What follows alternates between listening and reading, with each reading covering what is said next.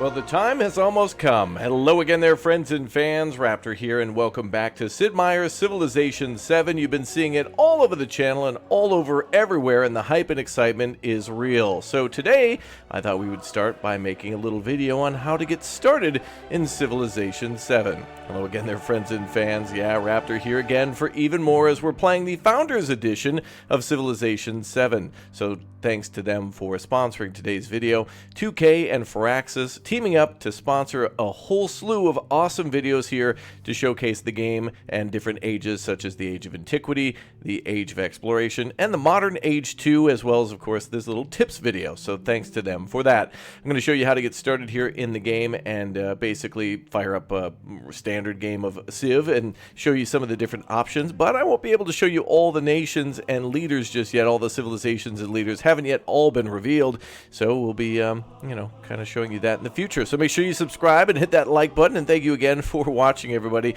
We're going to jump into a little bit of the how to set up a game, then a little bit of how to get started in the Age of Antiquity, and then later in the series we're going to have a couple more episodes on, as I mentioned, the Age of Exploration and the Modern Age, with what differentiates each of these leaders too, where, here Augustus, very good at the beginning, leading Rome, and of course they were present in the Age of Antiquity and are very strong then, but what happens with other leaders later down the line? If you were to pick somebody like Harriet Tubman, where does she benefit you?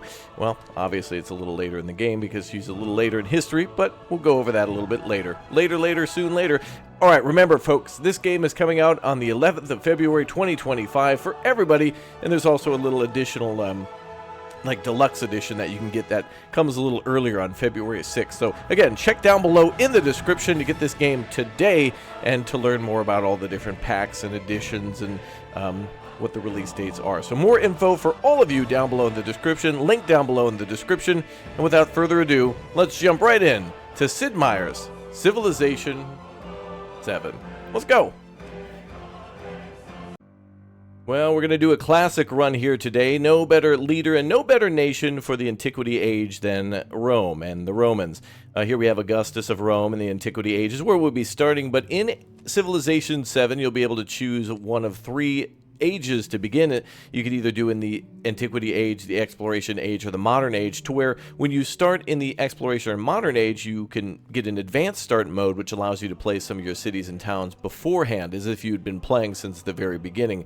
So there's a little bit more of a jump start there. You don't have to just start as a civilization that was founded, for example, in like 1918. So I've tried out this advanced civilization mode, or the advanced start mode for civilization. Really, really good. There are some videos on the channel for that one, and I've liked what I've seen so far for the exploration age of being able to build a major city, a couple of towns, and then some starting units and whatnot. So it's a real quick way for players, if they're playing a multiplayer within like about 10 minutes or so, to pick all their stuff and get started and start taking those turns. And it's really nice that you can actually, get to the end of a game more frequently now. It's probably a lot like Monopoly, where you've started a billion games of Monopoly, but not everybody has completed games of Monopoly. So if you really want to get to World War II or whatnot, or really want to get to like the Age of Sail and play as Isabella and play as Spain, or hell, maybe even, I don't know, the Mongolians or something, whatever you wanted to do, so you could just basically start from there and go on to the Modern Age, or start right away in the Modern Age too, as some of those unrevealed nations so far. But yeah, very cool that they've done it that way, and I really, really think that is a very well done method for sure. So if we go into confirm mode, then there's many different difficulties in the game, with the hardest being deity difficulty, immortal, sovereign, viceroy, governor, and then scribe down at the bottom. We'll just play as governor for now, as we're kind of still learning, and then you can adjust all the different game speed modes, which does speed up the game progress, and then your map types. So we have continents plus, continents, archipelago, fractal, shuffle, and terra incognita. Now this is important because already at this point we've already started to play the game. A lot of people will probably rush to the gameplay in the middle and determine that to be the game, but honestly there are choices you must make that I haven't been able to show you yet about your leader, and some other things that you can give them in advance to make them more powerful or play differently. So already from the beginning you're already thinking about, do you want to play as a military victory, cultural, science, whatever it may be. Here with Augustus, I think we're leaning more towards culture and military, so that's probably what we're going to focus on today. And that goes into our map type too. when we get into the age of exploration, Rome has a chance to become many other different civilizations through time, and so that kind of allows us to think about who will we play as next. More so than ever, you're thinking about not necessarily your next turn, but your next age. So let's play as an archipelago here to mix things up, and we'll also be playing as a small map size, but there's also a standard map size which lets you play up to 8 players. I think small is 6 and tiny is 4, I do believe. So from there, then you can go ahead and pick all your options and even choose the factions that will be playing against you. I'm going to randomize a lot of that stuff, so we'll just be playing against random enemies in an archipelago as Rome in the Age of Antiquity. Let's go. Alright, so I've manually chosen some of our enemies here, or I guess possibly allies. Harriet Tubman, Isabella, Confucius, Catherine the Great, and Benjamin Franklin, with nations being Mississippian, or cultures I should say, civilizations of Persia, Han, Khmer, and Greece, and we're playing as Rome as well. So we can, of course, delete and get rid of some of these if we want to do a one-on-one, but we can play up to a maximum, I believe, of 6 based on the map type. And here we are as Rome. So you can see some of our bonuses here for military and some buildings that we have access to. So let's begin. And right there, right off the start, I love the beginning showing us a beautiful like painting in the background. I hope to see more art in the future of the game, actually, that they differentiate this and add more to it because it's so beautiful. But what's cool here is that they're telling you exactly what our goal is in Civilization 7 and the things that we'll do to achieve those goals. But more than ever in Civ now, it's more about not necessarily winning the actual end game goal, but also the chapters in between, the Age of Antiquity, the Age of Exploration, and then eventually the Modern Age too, where you can really propel yourself forward and give yourself a leg up based on like what you're going to be doing in the next age. So obviously we're all going to be entering the exploration age very soon, so it would be a wise idea for Rome to build some very strong naval settlements to go explore, you know, the quote-unquote New World, and do that as quickly as possible. So yeah, we could immediately start by moving our units around. They're nicely animated. You got a donkey there kicking his legs up and everybody's standing around. It's cool. And then of course we have a beautiful coastline. Of all the games that I've started, I'll always often do seem to start near water. And so I think what we'll do is we'll just get started where we are. The game will eventually recommend spots for us to settle when we start to build new towns, which then are eventually upgraded into cities. So no longer are we building cities anymore. We have to first build a town, then upgrade it to a city. We'll be focusing on food production and science for this run, and production here. And by the way, these pop-ups, please feel welcome to pause at any time, because this is a tutorial that you can turn off that should be helpful every single time that you play. But it basically breaks down the overall game mechanics here and what we'll be focusing on to make units, to make those units weapons, or to be mechanized or whatnot in any way, and or to you know, like be able to unlock new things and do research. So it's not just about one of those things, it's all of those things together. So we're going to go ahead and choose to produce some scouts here for Rome, and yeah, every time that we do that, we take a new turn. You can see information up here. And what do you think of the UI, by the way? I've been hearing a lot of feedback from everybody on what they think about that, and I've been asking the developers too on things that they might think that they'll change based on player feedback. And more than ever, developers are very interested in hearing what everyone else has to say and make updates according to that, fix bugs and things like that. So every game has that. This will be no exception, but it is definitely very apparent that the devs are listening and really want to get all that feedback to make this as fun as possible. Now, our goal here, as I mentioned before, is to try to, as best as possible, be a leader in culture, military, science, and economic. But there's no way you could do that for all of them, so you might want to just pick one and possibly block your enemies from achieving theirs. For example, if you're going military and you have an enemy that's going science, it might be a good idea to hinder their science by capturing some of their cities. Or if you're going with, I don't know, economic or something like that, and someone else is against you, then you've got to take advantage of those trade opportunities as quickly as possible. Not only is it about controlling borders, but sometimes about controlling markets and resources and things like that. So up here we have our gold treasury, our accumulated influence, our science, culture, happiness, and a quote-unquote hard cap of you know, cities. Though it can go past 3, it's a soft cap actually, and that's something that we can you know, build more than just 3 cities, or capture more in the future. So we'll have to keep everything up, right? Our food up, our production up, everything must go up, and we will do exactly that. So Rome has been founded here, a beautiful city right in the middle of the map, and you can see all the buildings around it will also kind of have a Roman architecture style to it, and as we change and go on to other civilizations, they will look different as well. So all the other cultures or civilizations have their own look too. The Mississippian buildings look different, the like the Mayan buildings or whomever else we're playing as, or perhaps eventually becoming Spain. They'll try to have more of a look of Spanish buildings, or possibly like more modern European style or French buildings. Whomever we're playing as, the art style will change. So it's really cool. It's all automatic, and of course our districts will kind of influence that too. Time to scout. Well, animated scouts too is going to go towards the river. You can see a couple of doggos with them, and that's why I immediately lean into going to explore so I can find out what's around us. And for technology, I always recommend to immediately start sailing too, so we can, as we usually do, start on the water. So it's a good idea to take advantage of all the food and resources that could be on the water, you know, fish and things like that. And then also, of course, to be able to transport troops as quickly as possible too, if needed. We'll go ahead and do well, we are a little bit more of a warrior class too, so let's go with that. We're going to start out as warriors and then maybe eventually do something else. But we got gold in them there hills. Look at that. Wow. And you can actually see where we are too. Like in our landscape, the map looks gorgeous. It really does. And looks to be something along the lines of a train layout, which I really like too. You can see the fog of war here looking a little bit like actually different symbols of cultures there, I think. And yeah, it's just really well done. The music is outstanding. The sound effects are very, very good.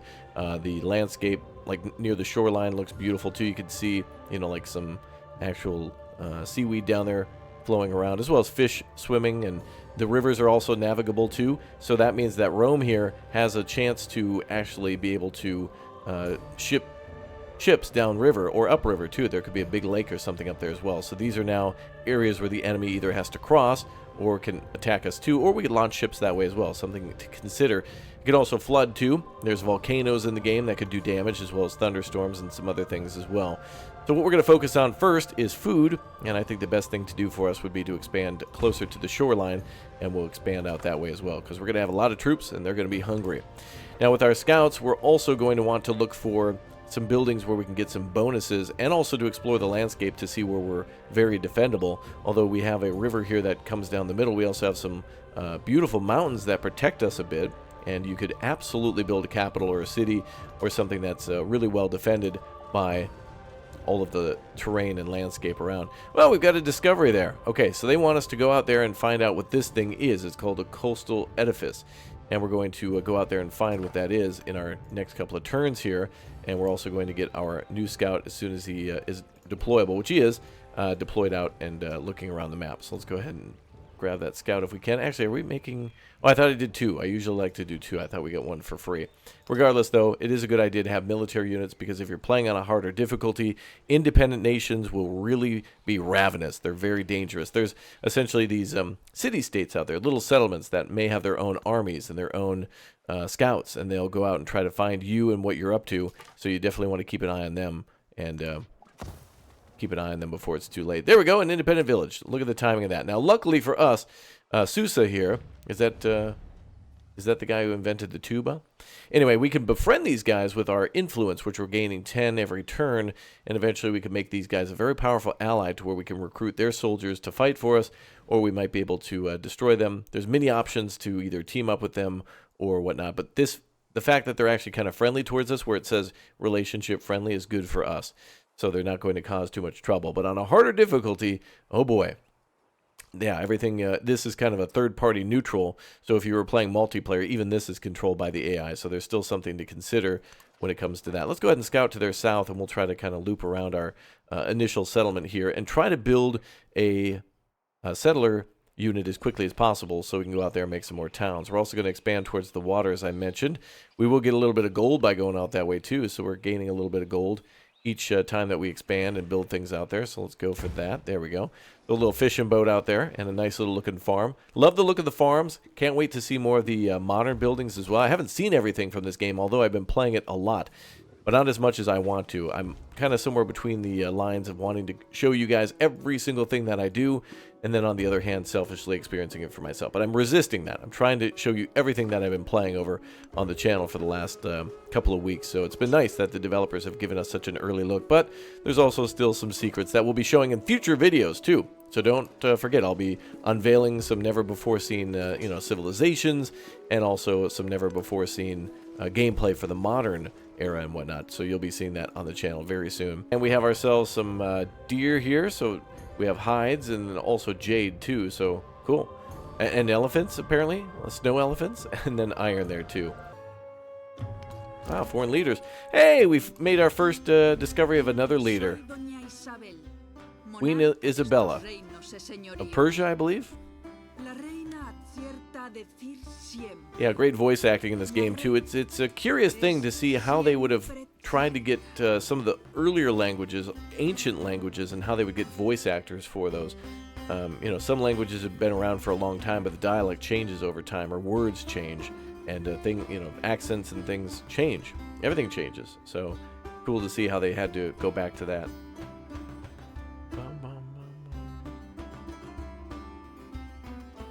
All right.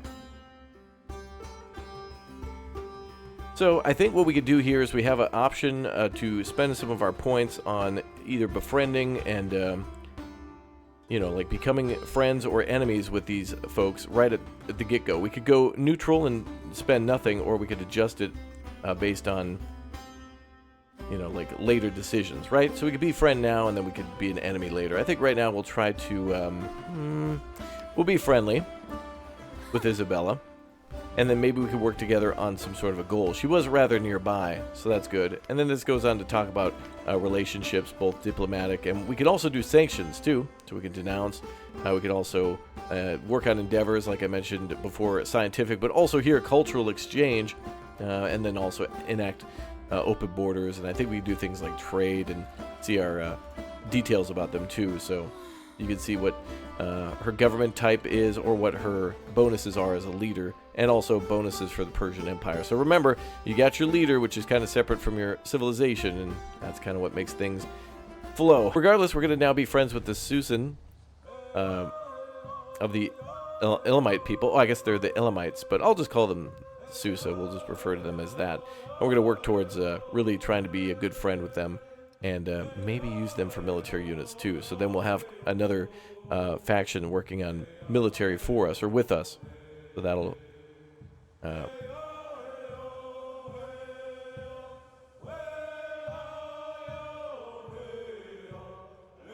that music.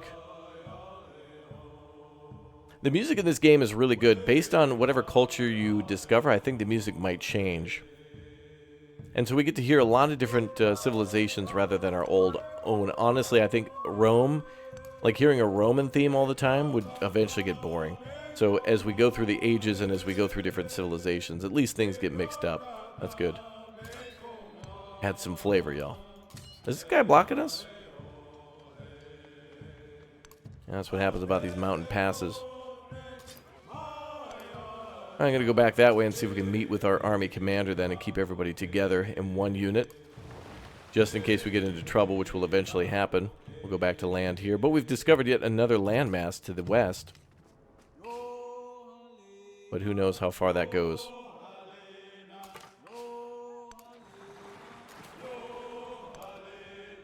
Man, our scouts are going to have some trouble finding all these locations. Also, it looks like, without the deep water travel, it's going to be harder for us to scout out Harriet Tubman down here, who is I think the leading player right now? No, it might be us.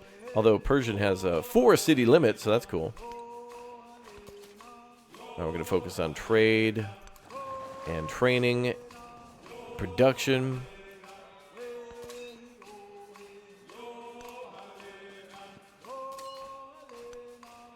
Okay, we're going to go west there, and we'll keep these troops here. So we can actually fortify. I'm just going to skip for now. Fortifications are good in this game, especially if you're going to attack an enemy, they may attack you too. So more often than not, when you get attacked, or when you attack, you're probably going to get attacked. So invading somebody probably means a war for you too, so just keep that in mind. Let's just say it was Mount Everest or something here. Then we could, if we built next to that, we'd get a bonus for something along those lines. I also noticed that there's a little ruin over there, so we'll go to that in just a minute. Get these guys linked up if we can. And we'll end our turn then. It's very chill. You know, there's a lot of excitement to Civ, but honestly, when you're playing like 400 turns, There's so many different things that you could be kind of thinking about while you play. You know, you're thinking many moves ahead while you're playing with friends and how you want to crush them, but also you could be thinking about another game that you're playing in Civ as well. So you could be thinking about ideas and movements, you know, 8D chess. Okay, she wants to denounce? Wait, what does this mean? Decrease your relationship with the other leader. Oh, she wants me to be, like, mad at Harriet Tubman? Or does that mean her? Not sure. Will decrease by 60 over 10 turns. That's horrible. I don't know. Okay. I don't know why I should be wanting to do that. That's weird. Alright, well, now we got our armies packed together. Let's go over here and see what else we found. Manuscripts have been recovered from a collapsed archive, but the ravages of time have left their secrets unintelligible. Study the manuscripts. They spark new ideas. Okay, well, that's good for us. Alright, let's continue to the southwest now. See what's down that way. And with our scouts, I'm not sure if we can really explore much more to the west here. Okay, now I need to explore back this way. We got to check every little edge of the map, though, to see if there's some sort of a shallow passageway between locations.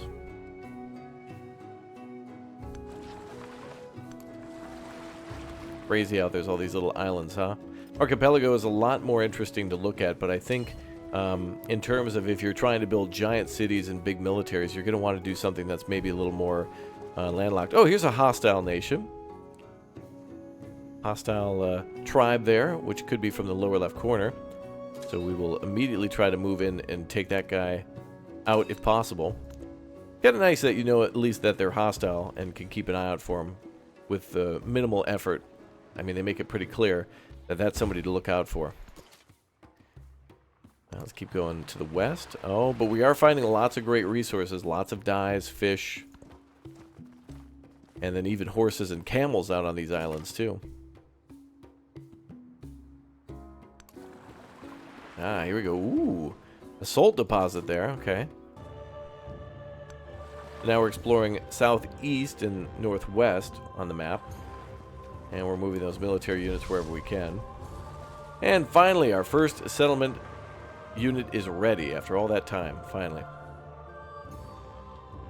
And I think we're just going to shoot straight south with them. And even the game recommends that we push to the south. Now, this is something I really like.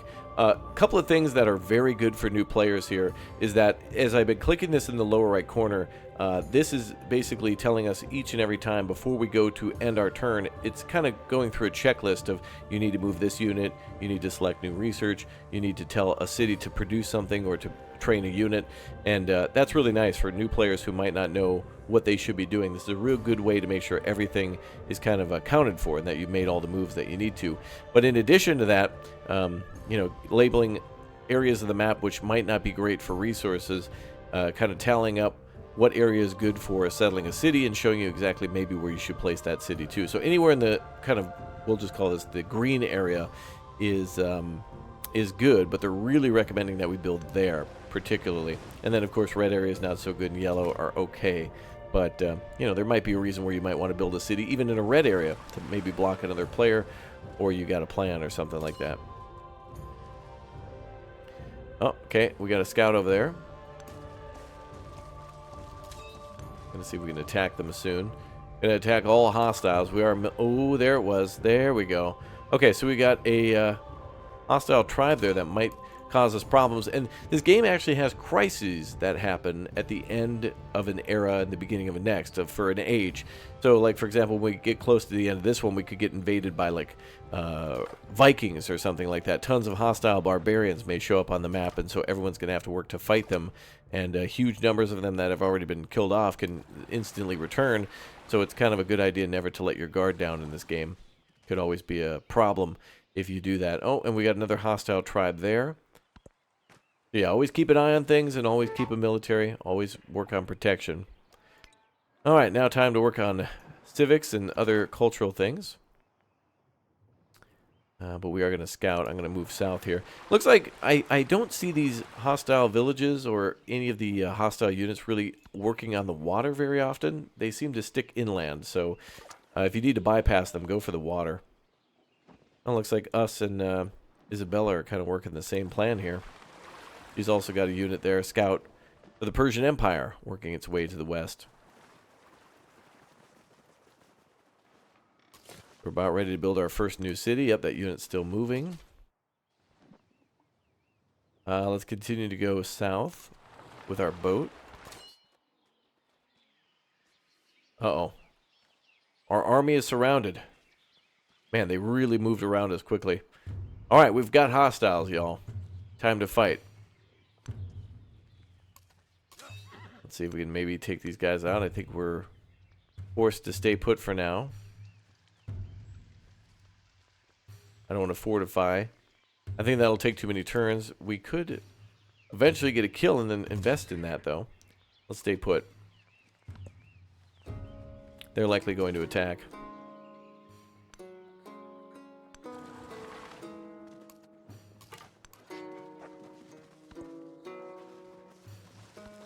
Oh, they did not. Those who delight to attack and to display their valor and fealty should be formed in companies.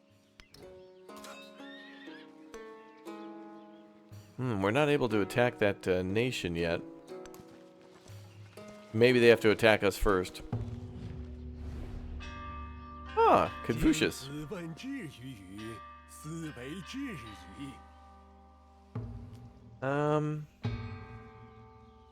give her a friendly greeting. We now have the points for it. I do want to befriend that other neutral tribe too, but we'll work on that a little bit later. We'll kind of invest in one for now. And look at this. They're protected by the mountains too, so we got to move across that river. All right, organized military is our next civic research, so we'll go for that. Yeah, they're scouting for us, aren't they? City. It looks cool. I very much cannot avoid building a city somewhere where it's cool with beautiful mountains and waterfalls and things like that. I have to do it. If a place is pretty, we need it. Okay, saw pit as well, military advisor. Really? Where do we have trees, bro? Let's just focus on increasing the town growth.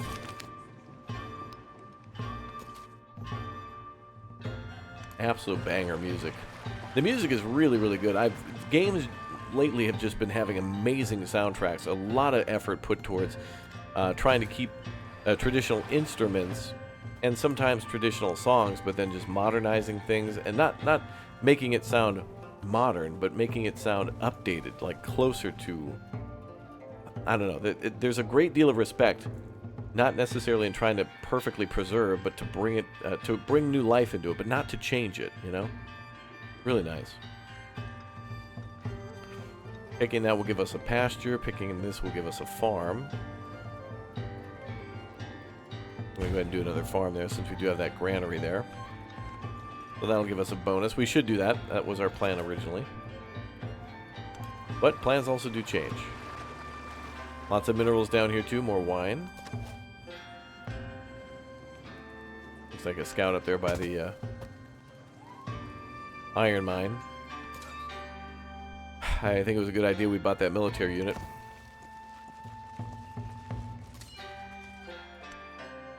Okay, so we're about ready to attack there, and we'll keep our scouts going west. Uh-oh. Another hostile tribe. Now, there's still 2 more factions out there for us to discover. Wow, look at the amount. Oh, Kerma is a problem. Ooh. All right, we're going to take this tribe out, and then we're going right up there. Look at all these hostile units. Everywhere. Everywhere there's these units. We need to, let's see, promote growth, bolster military. Create a military unit for the city-state and last for 3 turns. No. I do want to build up our relationship, though. City-state incorporate. As a new town for diplomatic action. Wow, okay. So we can take these guys and also turn them into a new settlement for ourselves. So that is another way to surpass that soft cap on cities. Hi, Harriet Tubman. What would you like to do? +3 per turn in cities for both leaders. Boy, 60 is a lot. I'm just going to go with accept, but other things a little too spendy. I'm going to try to go for the relationship between us and other cities. Let's go out into the water. Yeah, these guys should probably fortify. I wonder, we can... Ostia has, like, its own kind of defensive value to it because it's, like, something they can attack instead of attacking the military unit. And I wonder if fortifying that will protect the unit and the city itself.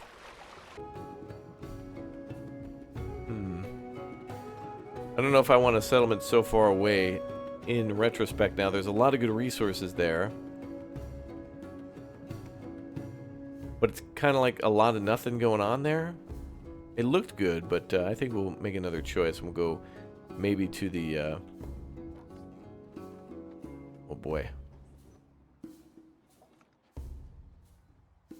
A lot of no good areas, huh? Well, maybe I'll settle down here. Close to where this tribe is. And we'll have to go through that other hostile tribe, too. We got 2 hostile tribes to work through. Oh, enemies sneaking up behind us.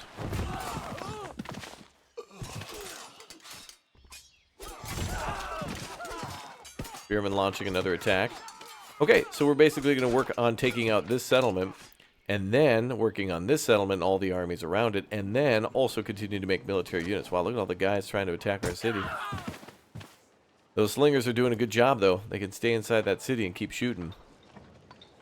Nowhere to display codex. What? I'll worry about that later.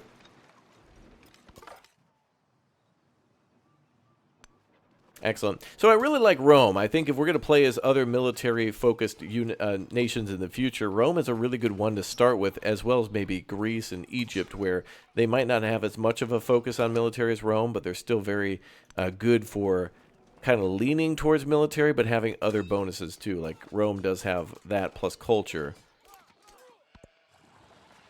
And that could be a good thing to branch out. Right, unit finally destroyed. Yeah, those guys are holding on. Let's see. Open borders. Sure, Harriet. For now. Ah, now we have our promotion, yes. So promotion for our military leader, right. I hadn't yet done that. Units can move after unpacking from this commander. +1 gold for each unit packed in. Well, since the Romans are certainly going to have a unit that's packed in, I think we're going to go with that one. I'm going to go with Quartermaster. I like that one. I've used it before, and so when you have units packed together, it's going to give you money, which in turn kind of helps you to pay for more units. You know, like for now, +4 gold, or maybe eventually +8 gold when we have 2 armies, which would be ideal. There's a lot of extra gold to come in just for like recruiting and getting military units where they need to go.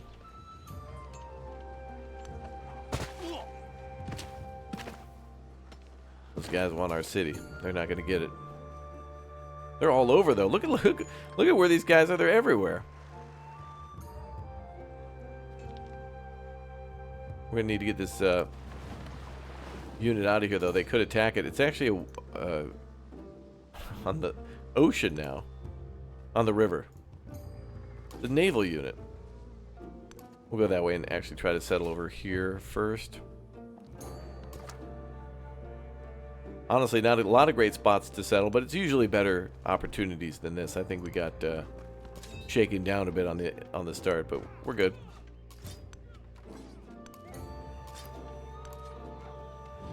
Spearmen are going to have to heal up too. The Legion can stay there for now.